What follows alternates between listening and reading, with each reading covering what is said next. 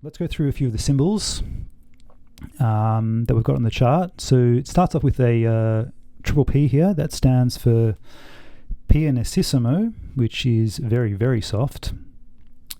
P stands for piano, which means soft.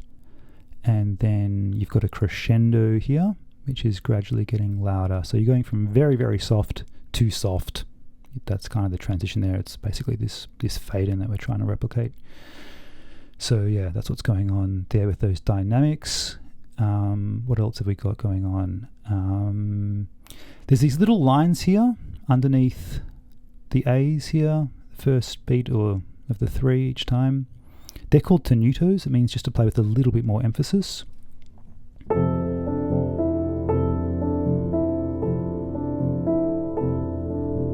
Okay, just playing with a little bit more emphasis. And it stops here in bar 5, and then we've put in tenuto similar, so it just those tenutos just continue with that little emphasis on the first note each time throughout the rest of the piece. So that's what that means. What else have we got? Same thing happens actually with the tuplets, whatever you want to call them. The twos are written in there, but then there's no point writing them in for the rest of the piece. It's just the same shit. Cool. So they're the tuplets, tuplets. I don't know what they're called. Same thing actually with the pedal as well. Like we've got pedal changing every bar, and then down here in bar 6 it says pedal similar. So simile. This is all Italian stuff. Yeah, and as I was saying before, the double bar line, that just means the beginning of a section or end of a section or change of a section. So that's also at the end of this piece or end of this first page. And then the last thing that might be important is I was thinking about the direction of the stems here, because sometimes people get a little bit confused about that. But basically, if you've got a majority of the notes that are below the middle stem, the stems will go down. And if you've got a majority of the notes that are sort of higher than the middle line, then the stems will go up. So yeah, that's why some go up and some go down, but that's just a bit of a notation thing. All right, cool. So that's, I think, all the symbols that I can see. Yeah, remember like the natural symbol here. Actually, this is kind of an interesting one. You've got the B flat here in bar 9.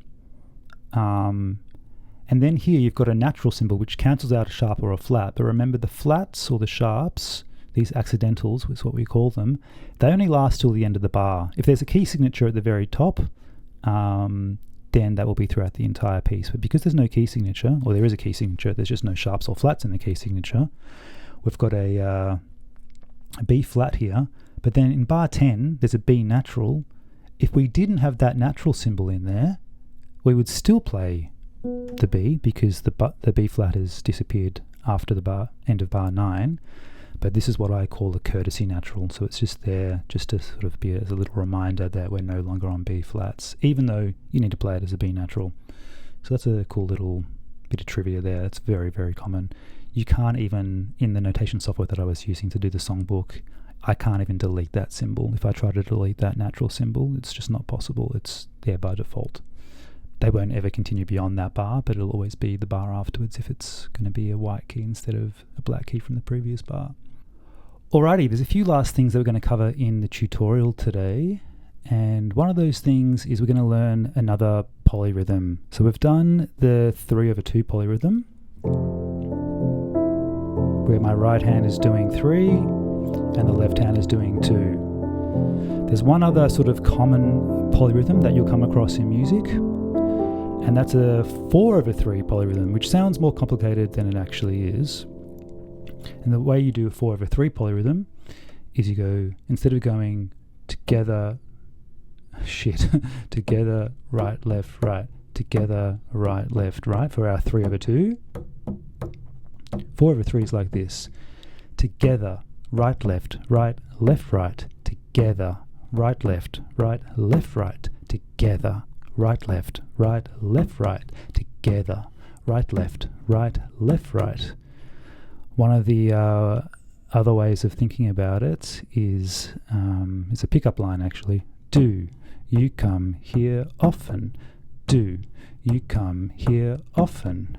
Do you come here often? Or what atrocious weather? What atrocious weather? Pass the golden butter.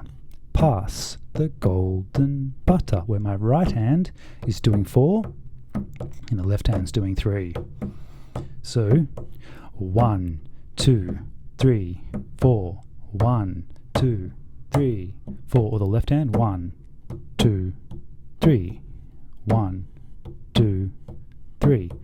Pass the golden butter. Oh, I think it's probably easier together. Right, left, right, together. Right, left, right. Now, the tune we're going to learn really quickly today, slight digression, is a tune by The National called Fake Empire. It's really easy to play. It's a C major chord in second inversion, C major in root position, first inversion, second inversion, C octave in the left hand. The left hand then goes down to an F octave, same chord on the right, and then the left hand goes up to a G. And does that for 2 bars. So it's going to be like this, to the F, to the G, and then to the G again. Now let's do that same rhythm. Together, right, left, right, together. Right, left, right, together. Right, left, right, together. Okay? Or do you come here often? Do you come here often? Do you come here often? Do you come here often? It's actually done a bit faster. It's probably about there. Not quite sure.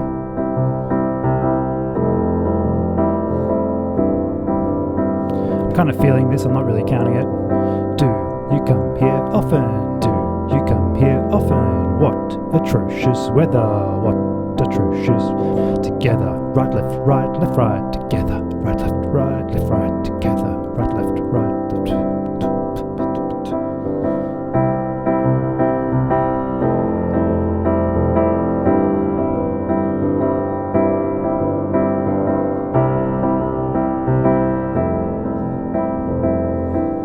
Alright, nice.